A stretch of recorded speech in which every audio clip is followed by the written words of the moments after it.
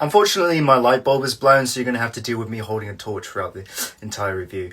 Sorry if it gets annoying. Anyways, on to the review.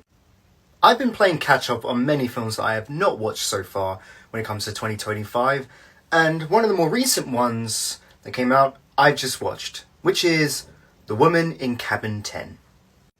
Now, I'm not really interested in horror films or thriller films that often. It doesn't really gravitate towards me, and I'm not great with horror that much.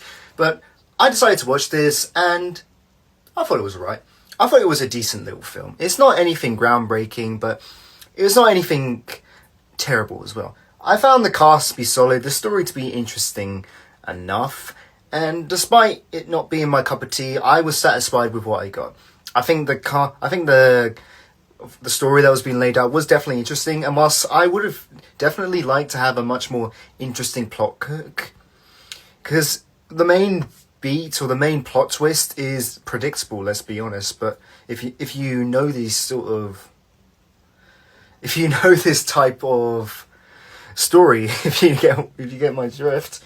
But hey, it's not terrible. It's not terrible or anything. I just felt like I could have wished for more, I guess. But yeah, quite frankly, there's not really much else to say. I found the cast solid. I found the story likable. I found whatever hell was happening here to be quite annoying, let's be honest. And that's pretty much it. All in all, it's not the worst thing in the world, but I wouldn't call it great either. It's just a good movie with a good plot, with a good story, and a good hook. That's pretty much it.